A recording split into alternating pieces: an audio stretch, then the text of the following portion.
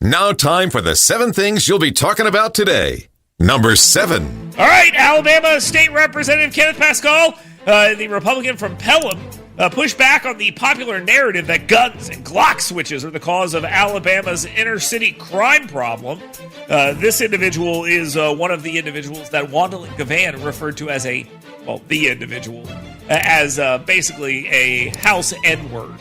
Because he's an African-American gentleman and he's a Republican, so he's a bad guy. He wrote a column at Yellowhammer News that noted that violent crime is influenced by various social, economic, and systemic factors, including the breakdown of family structures, economic disparities, and disconnected leadership. He wants to combat the rising crime by focusing on strengthening family values, but more realistically, reforming and supporting law enforcement, education, and addressing economic issues facing poor communities. Talking about Glock switches and guns ain't gonna do a damn thing. Number 6. A Democratic candidate in the newly racially gerrymandered ALO2, Shamari Figures, criticized Alabama's new absentee voting law and Secretary of State Wes Allen's initiative to remove suspected non-citizens from voter rolls. He is joined by Alabama Democrats number 2, literally, Tabitha Eisner, who laments the fact that we aren't going back to the hodgepodge of made-up rules that destroyed a lot of people's faith in our system during the COVID pandemic, predictably calling them efforts to suppress the vote without evidence. Now, Tabitha Eisner nor Shamari Figures would dare respond to this question, nor will Doug Jones, the former senator from the great state of Alabama, or anyone else pushing this myth. Can you show me a single person who has had their right to vote denied? Just show me a single person. Show me a single person that's had their right denied. That's all you got to do, and then you can say Dale Jackson in your face. Number 5. Well, momentum seems to be shifting back to former President Donald Trump's direction. In Pennsylvania. His leads in Arizona and North Carolina might be smaller than they should be because some of his favorite down-ticket candidates. And what I mean by this is the Real Clear Politics average has Trump up in Pennsylvania now. So he's up in North Carolina, up in Arizona, up in Georgia, up in Pennsylvania. Those are the averages. So momentum is shifting in his direction. A new college polling Real Clear World Survey that shows a close race in the 2024 presidential election, with Trump leading Harris by 3 points in Arizona and 1 point in North Carolina, while Republican candidates for statewide office are underperforming Trump, with Democrat Ruben Gallardo leading Kerry Lake in Arizona's Senate race, and Democrat Josh Stein holding a significant lead over Mark Robinson in North Carolina's gubernatorial contest. Here's a question. Have you heard of those Democratic candidates ever? No, the media doesn't. Number 4. Iran launched a significant missile attack on Israel, firing over 180 missiles, most of which were intercepted by Israeli and U.S. air defenses. Yes, we were involved in this, as we should. It was a defensive measure, and we should absolutely be involved in this. This signals a major escalation of the regional conflict. This comes after the Biden administration lessened sanctions on Iranian missile manufacturers in the name of diplomacy earlier in the administration. Good job, you total dumbasses.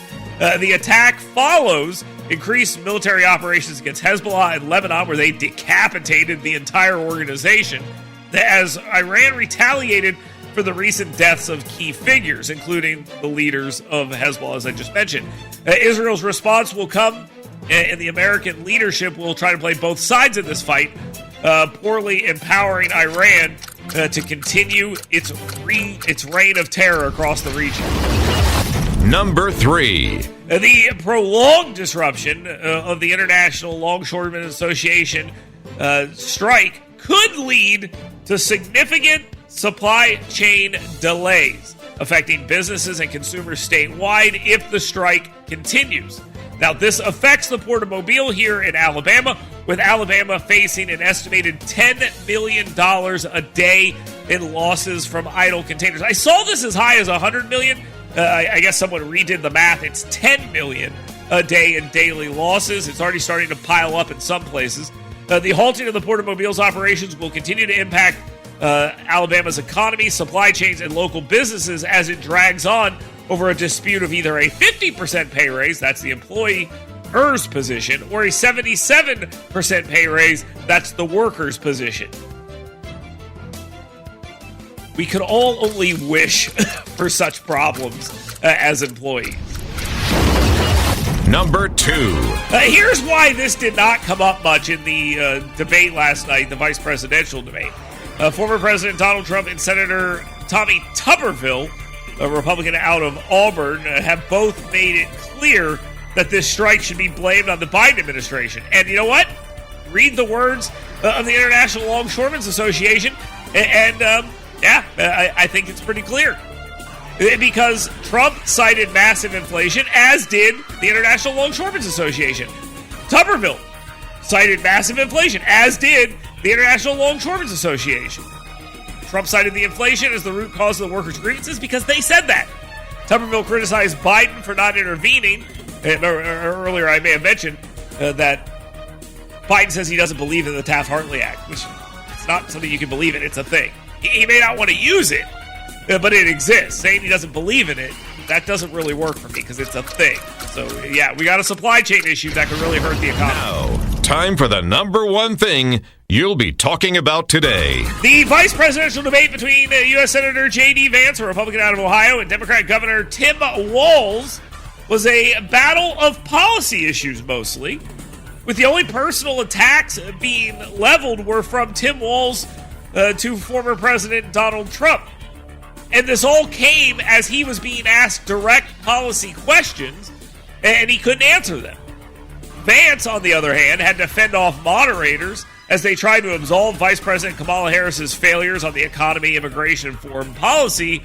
Well, Walz was coddled and somewhat confused at times. There was a moment in this debate where they said to Walz, and I forget the exact issue, but they said to him basically, Governor Walz, J.D. Vance just said blah, blah, blah, but, this is actually true. Would you like to respond to that? He said, yeah, I would like to actually respond to that. Thank you very much to my teammates on my debate team. And they might as well have been prepping him because, once again, you had the media out here trying their best to play a role in this and not just ask the questions. Republicans, listen to me.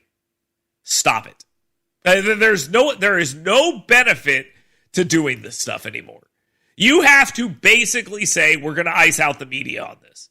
We're not going to do this anymore where we allow the people involved at ABC and CBS and NBC and CNN and all these other places to play such a huge role in these debates. If they want to have debates, we're going to stand on a stage and we're going to bitch at each other. That's what we should do. We should no longer allow the moderators to get in here. And if you can't stand up and debate in a Lincoln Douglas style debate where they just ask the questions and don't do anything else, then there's no reason for us to have these conversations. This debate was fine. It was great, whatever. But the moderators, once again, inserted themselves and embarrassed themselves by quote-unquote fact-checking and getting things wrong. So make sure we understand that. Now, there's a lot going on here, and you yourself can get involved right now. It is very simple to do. All you got to do is pick up the phone and text in. Text or talk right now on the scoutpestcontrol.com WVNN hot take text line 866-494-WVNN.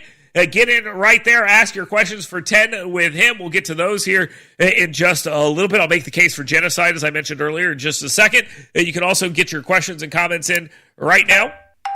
You've got mail. Email those in. Dale at WVNN.com. That's the Downtown Rescue Mission.org email inbox. Lots to talk about, lots to get into. And we'll continue doing that right here on the Dale Jackson Show on WVNN. Keep it locked right here. Get WVNN's Dale Jackson's 7 Things You Should Be Talking About Today right in your email box every morning. Go to yellowhammernews.com and sign up today.